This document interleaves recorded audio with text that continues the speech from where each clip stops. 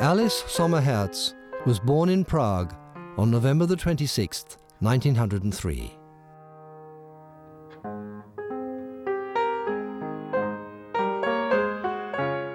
She became a pianist of distinction, but was imprisoned in the Theresienstadt concentration camp with her 6-year-old son.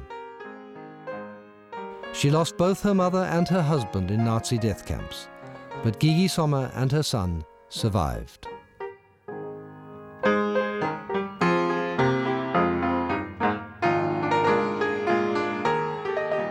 At 106, she still lives alone in a small flat in London and practices the piano for 2.5 hours every day.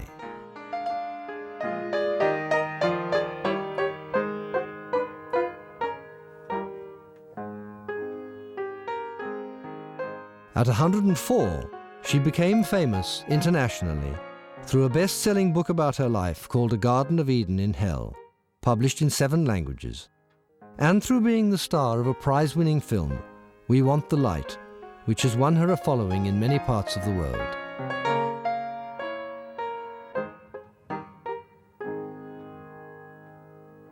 I was born in Prague in 1903. This was Bohemia, belonged to the Austro-Hungarian monarchy, which was actually 3/4 of Europe. And Czech people in Bohemia lived Czech people, German people, 1.5 million German people, and Jewish people. 3 very strong cultures. And these 3 cultures were fighting one against the others, actually. Then came the First World War, which I remember very well. We had nothing to eat, I remember it. Next to our house was a bakery, and we had to stand in this queue for hours and hours, the whole night and the whole day. And in the end, we got a little piece of bread, which was actually without any taste, and a very hard time, very hard time. I remember my father, who had a factory for balances. He was, I believe, well off. He came one day and said, "Children," we were 5 children, "Children, now we have lost," it was already the end of the war. "Now we have lost everything. I have to start from the beginning." It means people paid, out of patriotism, a lot of money for the arms and they lost it. So this I remember very well. And then, of course, a lot of friends of my parents and my brother and my sister didn't come back. So we realized what is war as little children. Then I played, my brother, the whole family my mother was very musical. Very. Not only that she played, but she was my severest critic. When I had a concert and she said, it was very well, so it gave me a security.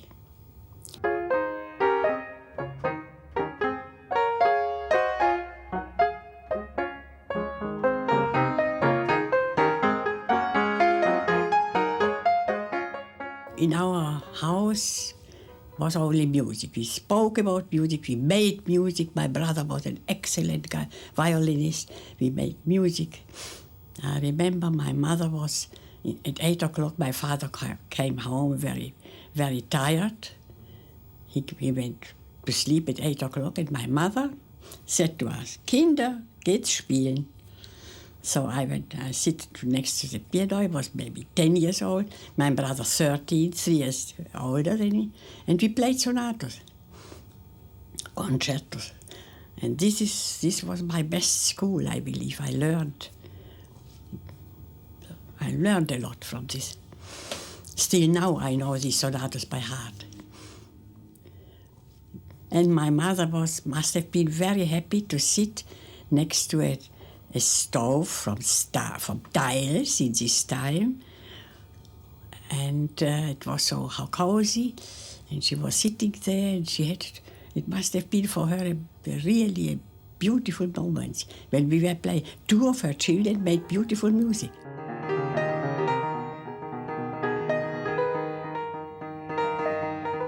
Then came from Hamburg Konrad Ansorge, one of the last Liszt pupils, and gave master classes. He came once a month, and I remember 30 people from the whole Republic came to these master classes.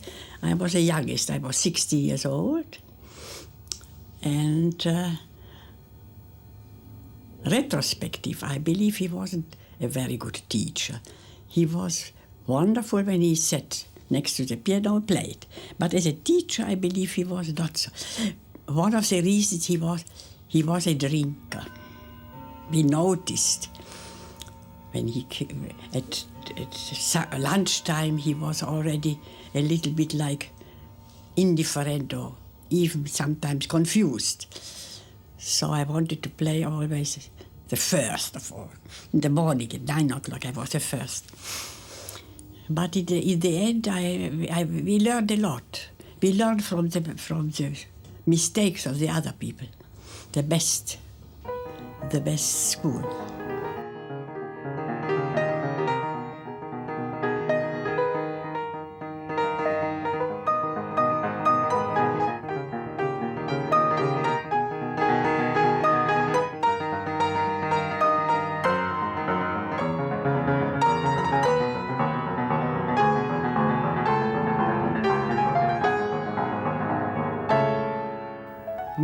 The life of a musician is a privilege.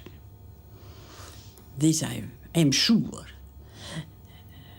Because you are from the morning to the evening, from the evening to the morning, full of the most beautiful thing coming out of mankind. It's music.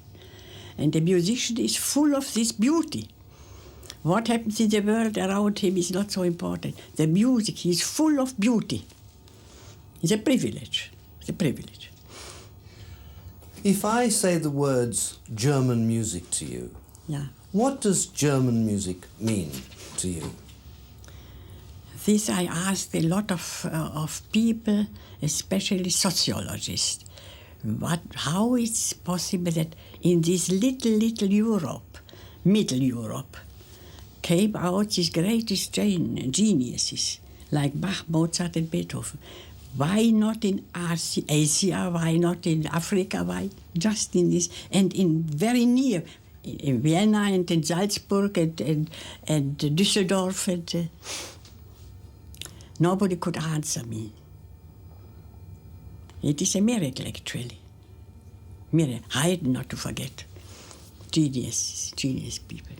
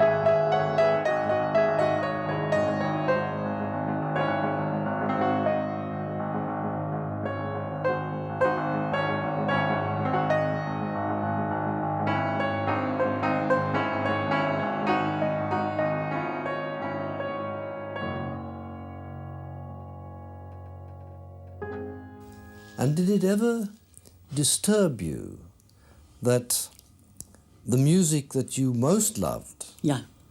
was composed by not Jewish, Well, no, by Germans. Yeah. Or did you always make a distinction between Germans and Nazis? I, for my person, don't hate, never hated.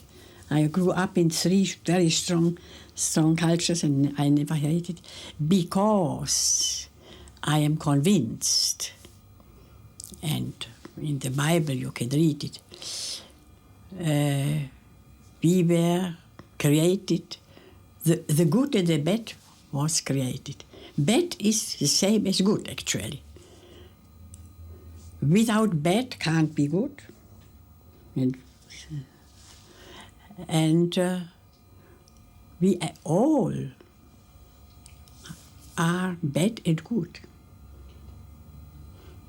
Sometimes we have to be good, and sometimes the German went after Hitler, and they were all in this time bad. But between them are very good people, and we all are good and bad. Anita Lasker said that she finds that the people who have been in the camps are generally more forgiving, more tolerant than the people who weren't, who feel guilty. Absolutely. And I said through the music gave us a good. Through music we came to this good. And it didn't worry you that the music was German? Absolutely not. For me, is Wagner one of the greatest geniuses ever lived, and does Wagner's anti-Semitism worry you? I believe he was not actually a knowledgeable man. When you read this thing, you see, it's very limited actually. In this capital, in this chapter about Jews, and it is very limited. But his music and the text of him are sublime. Nietzsche the same. They are idealists. They have an idea. They go after this idea. I admire these people. You can't say he's an idealist, and the operas as well. The Heilige Graal, and it's something. It is something. There are people, though, who feel that even though Wagner's ideas were very primitive, they nevertheless acquired a force much greater than they deserved, but because of 2 things. One is because Wagner, as a musician, was unquestionably a genius. In a certain sense, not only as a musician, his poetry, he's a poetist. The words are sublime. So he had this hatred because he was jealous. He was jealous. We are all jealous. Not only German people. We are all jealous. You see? By chance, Hitler was jealous. But we are all jealous.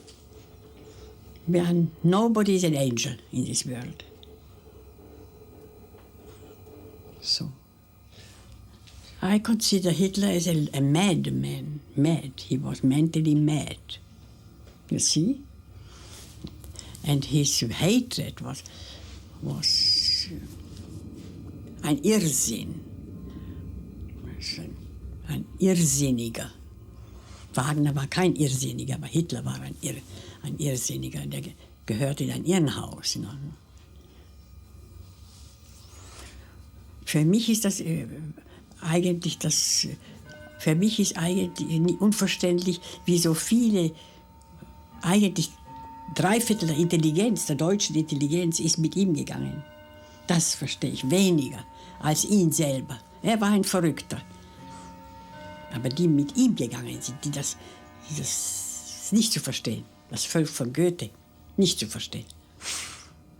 Aber es war natürlich nach dem Versailler Frieden, nicht wahr? Sie waren hungrig, es war eine schrecklich schwere Zeit. Sie hatten sehr schwer, Deutschland ist durch eine schwere Zeit gegangen. Und der Hitler hat ihnen versprochen, er wird sie erlösen, es wird das Paradies kommen. No, und da sind sie halt Und aus Angst, dass wenn man nicht in die Partei gegangen ist, ist man ja gefährdet. Und also auch das verstehe ich. It is good not to forget, of course, but it was always the same. I believe after the Inquisition it was... Now nobody speaks about the Inquisition. And there were terrible times in history, from the Bible on. Terrible time. You forget and you have... It goes up and down and up and down and up and down.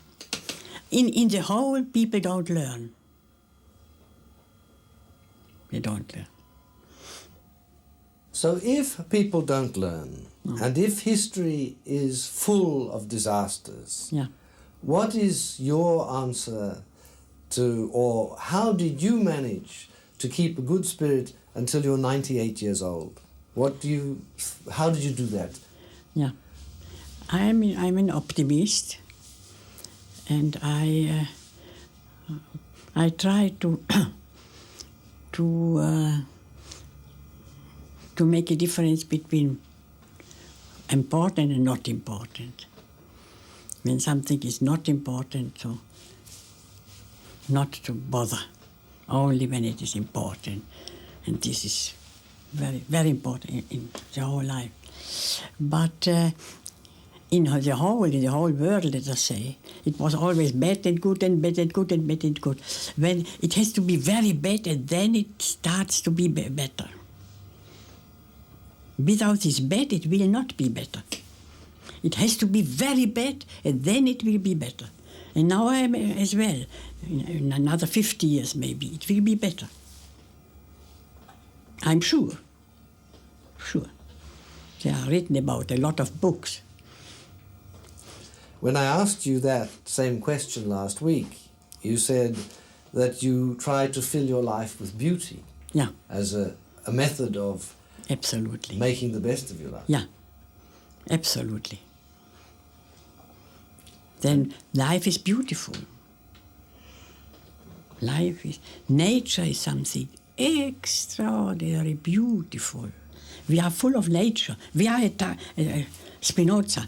We are nature, actually. So life is extremely beautiful. Love is beautiful. And the center of human being is the love from the mother to the child. This is the basis of all. This is wonderful, extraordinary.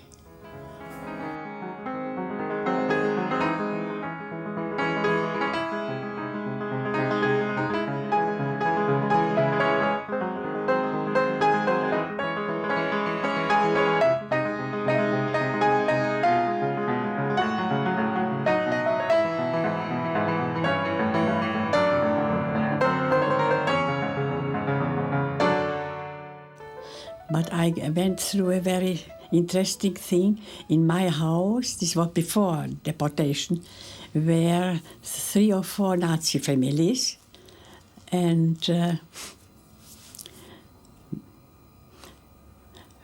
once I was practicing a lot in this time. After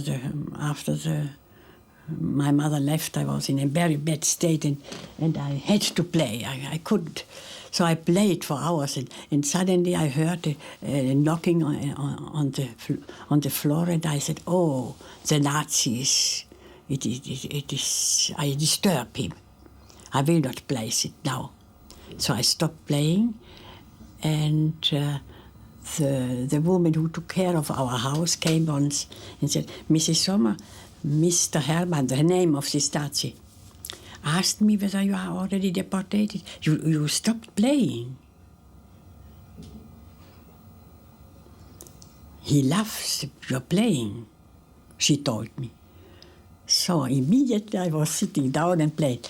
But then when we were one evening, the last evening, sitting, already everything were packed, and the door was open, and the Nazi came and said to me, "Frau Sommer, ich sehe, Sie sind jetzt vor dem Wegschicken. Ich wünsche Ihnen das Beste, kommen Sie gesund zurück." Ich weiß nicht, was ich Ihnen sagen soll eigentlich. Er war schon älter, er war nicht ziemlich jung. Bleiben Sie gesund. Aber etwas kann ich Ihnen mit Sicherheit sagen. Ich bin Ihnen zu ungeheurem Dank verpflichtet. Ich höre stundenlang zu, wenn Sie üben. Mein Vater war ein Organist. Wir waren die ganze Familie sehr musikinteressiert. Und ich bewundere Sie und ich kann Ihnen nicht sagen, wie Sie uns auch in unserer Zeit jetzt geholfen haben durch Ihr Spiel. Hat er mir gesagt. Do you still practice now? Yeah, of course. How much? This is my food. 2.5 hours. How old are you? 98. Brava. How many concerts did you give in Theresienstadt? Yeah, more than 100. It was when the people loved a concert, so they wrote on little papers. And when there were a lot of people who wanted a certain program, so I played the Etude by Chopin maybe 20 times, and the Beethoven, one evening Beethoven sonatas 25 times. And so they could choose, actually, people, what they wanted and what they loved and so on. Do you mean they chose it before, they sent a paper before, or they asked you when you were... After. When they loved the program, they wanted to listen again and again and again. And so you played more than 100 times? Yeah. But not only myself, my colleagues as well. It was very well organized. It was called Freizeitgestaltung. Freizeit is a free time, and the organizing of this free time. And who was responsible for that organization? Was it the Nazis or was it the Jewish Council? No, it was maybe the Nazis, but a Jewish, very nice woman was sitting in a little room, and she made this schedule for everybody. On Monday in the morning, we went to a certain place, and there was written... And always without heating? No, of course. Not hot water didn't exist. But this was not the worst thing.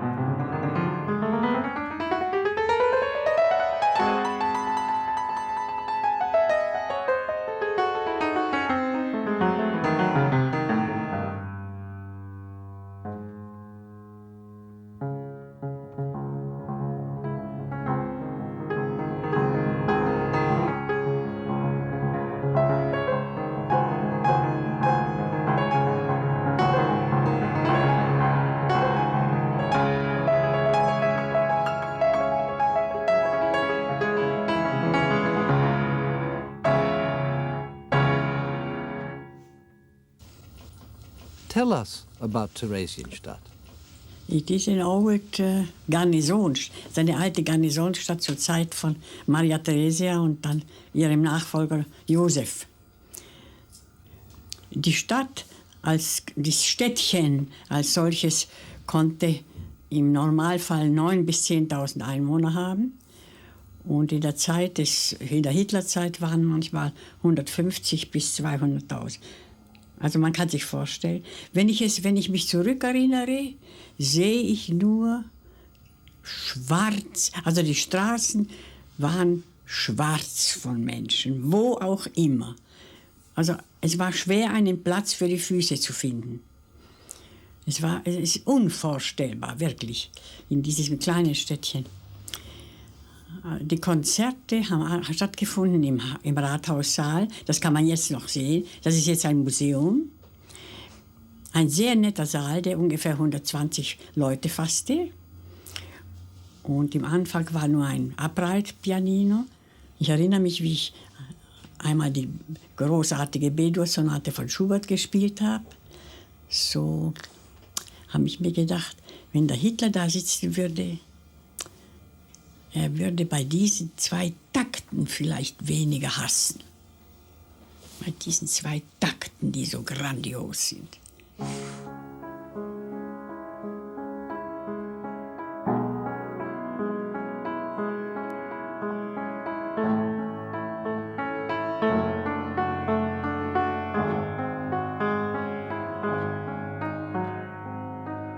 Ich erinnere mich, im Winter haben wir in den Wintermänteln mit den Hüten am Kopf und hohen Stiefeln. Das war eiskalt, aber wir haben doch gespielt. Wie wir das gemacht haben, das weiß ich. Jedenfalls, wir haben doch gespielt und die Leute waren in diesem eiskalten Raum gesessen. Es war eigentlich wie eine Kirche oder ein Tempel oder eine Moschee. Unbeschreiblich.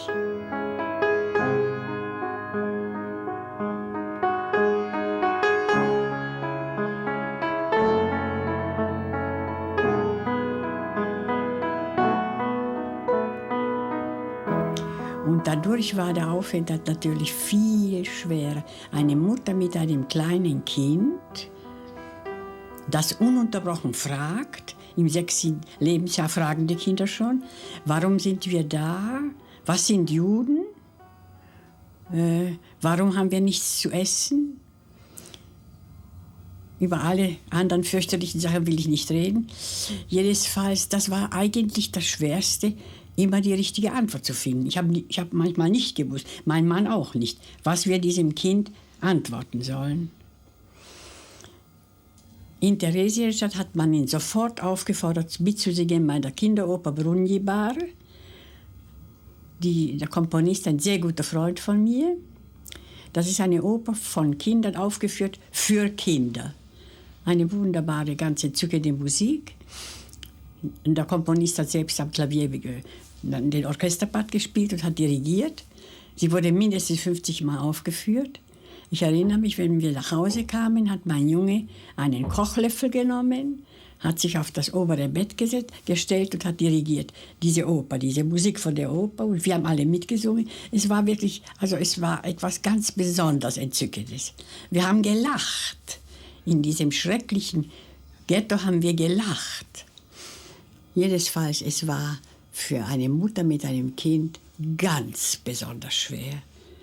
Wenn ein Kind Hunger hat und die Mutter hat nichts ihm zu geben, damit er den Hunger stillt, ist es eine ganz fürchterliche Situation.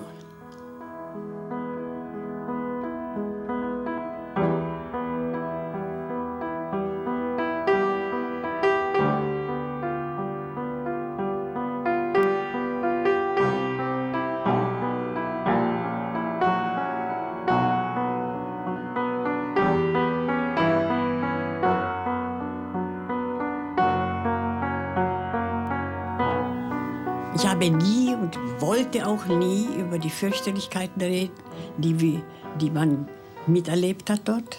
Das wollte ich nicht. Ich will es auch weiter nicht. Ich will nur sagen, wenn ich sage, wir haben nicht gegessen, so muss man mir das glauben. Früh war ein schwarzes Wasser, das war Kaffee. Mittag ein weißes Wasser, das war Suppe. Und abends wieder das schwarze Wasser. Wir waren also Haut und Knochen. Die Frauen haben die Menstruation selbstverständlich verloren. Aber, es sind ja Tausende gestorben natürlich an Typhus. Und wir waren eigentlich gesund. Diese Musiker, die waren vielleicht 20 Leute, ausgezeichnete Musiker, erstklassige Composer sowie Performers. Wir waren eigentlich gesund. Und das ist natürlich die Folge von, weil wenn man gewusst hat, man spielt abends, so war man glücklich. Man war glücklich. Theresienstadt war der Beweis des Zaubers der Musik. Ich kann es nicht anders bezeichnen. Es ist etwas ganz Eigenartiges, wie Musik auf die Seele des Menschen wirkt. Es ist das Schönste, was das Menschenleben bringen kann. And I must say, till my last days, I am 98 years old, it helped me and it made my life beautiful. Beautiful. Even in the very, very difficult times, it made me really happy.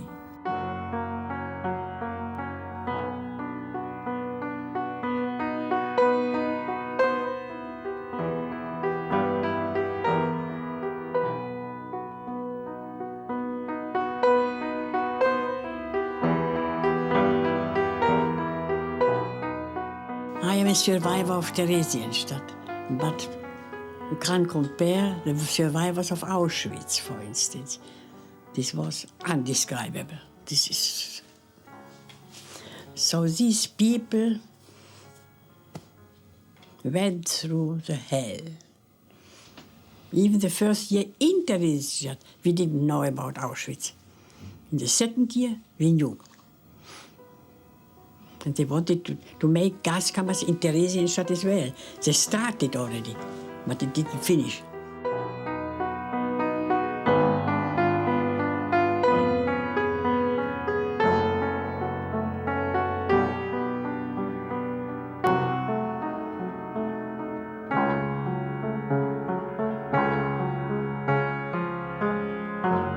Und dann am 9. Oktober 1944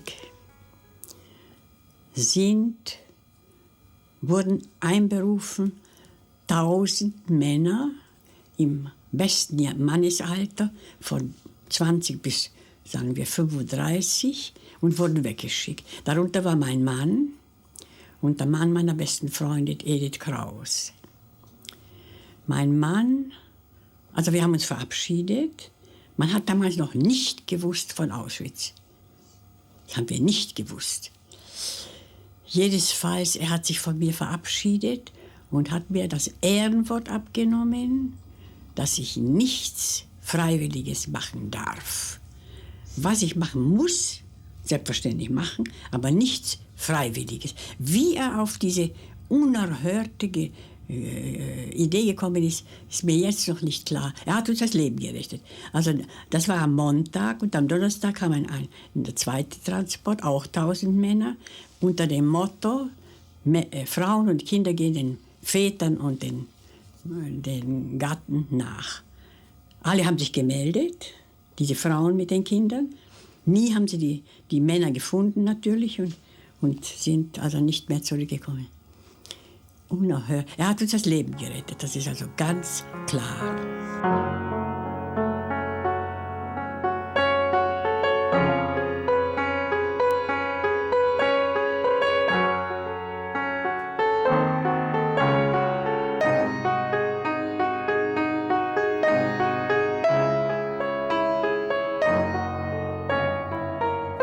You said that your sister was not as optimistic as you were. No, we were twin sisters.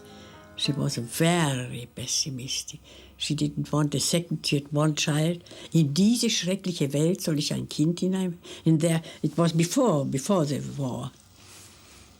And when she went through an operation and I was sitting there and waiting till she will come in her bed, and she was under the anesthesia, and I looked at her, and when she opened the eyes, she said, die Welt ist schrecklich. And after several weeks, I told her, do you remember? You told this. I don't remember. In the subconscious was. Do you think that's why she lived a shorter life than you? I am sure. I am sure. The whole organism is in attention all the time. It's quite clear. How is it that your twin sister was so different from you? Yeah. This is very strange. Very strange. But we were very close. She knew when she said something, my answer, and I knew her. She was highly gifted and very intelligent and beautiful. She was very beautiful.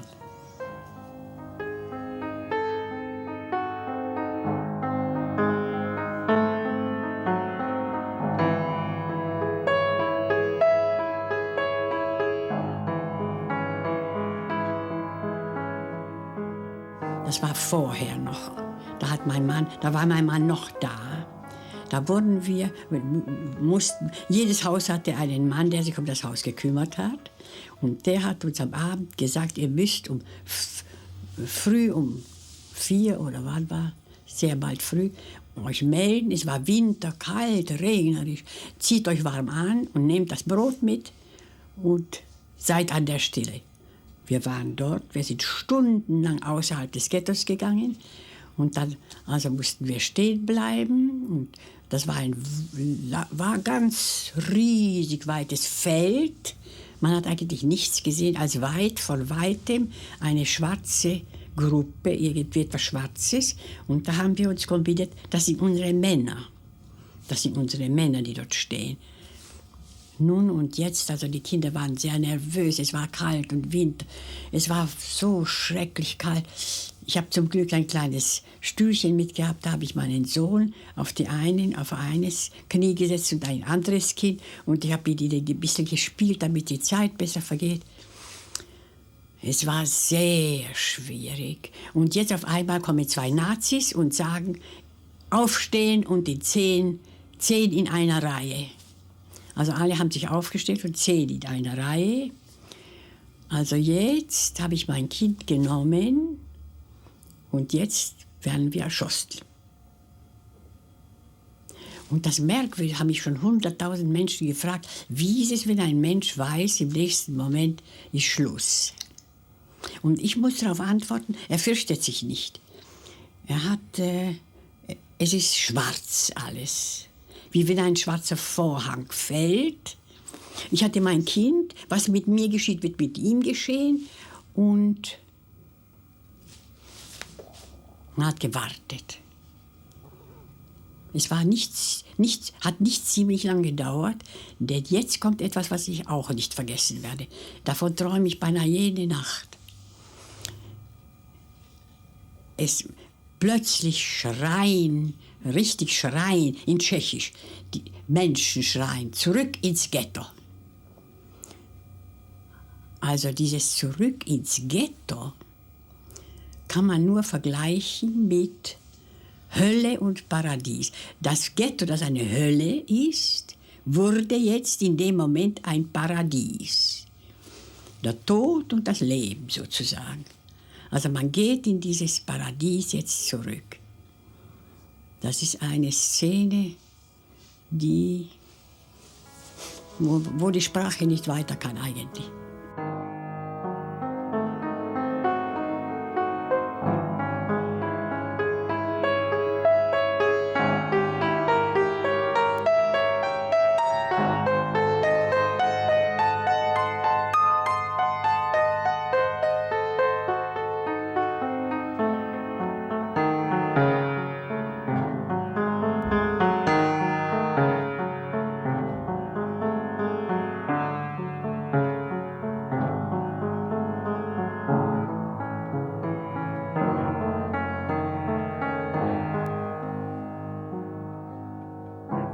In my life is actually 3 things. First of all, the love of the mother to the child. This is a basis of human being. Nature and music. Nature and music. This is my religion. This is my religion.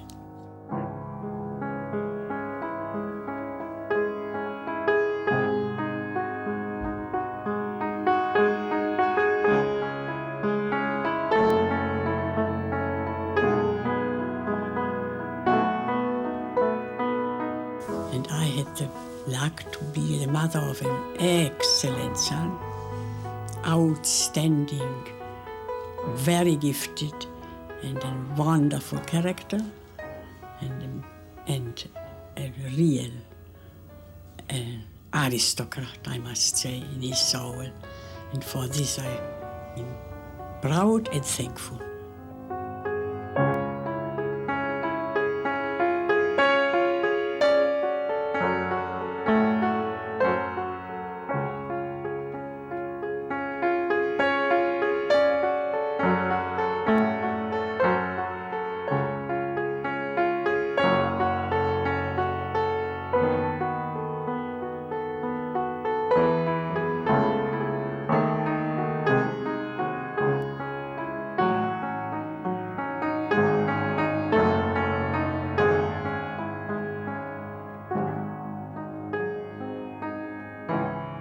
Um das zu beschließen, sage ich nur, wenn wir gespielt haben, war es wie ein Gottesdienst oder so etwas.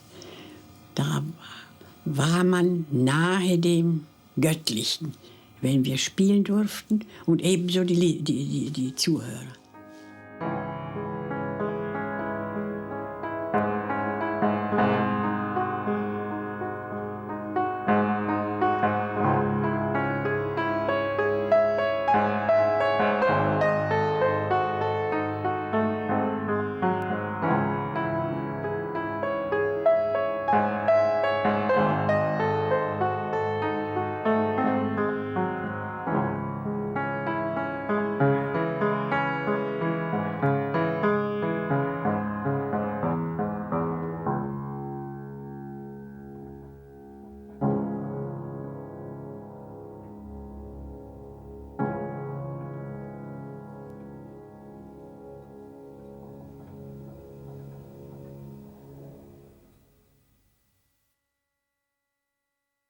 When you ask me what I learned in my long life, so I can answer you. First of all, I am grateful to my mother that she was interested in we are 5 children, to learn, to know. This is a basis. And then to be thankful. For instance, as a survivor, as I am with my son, thankful for everything, for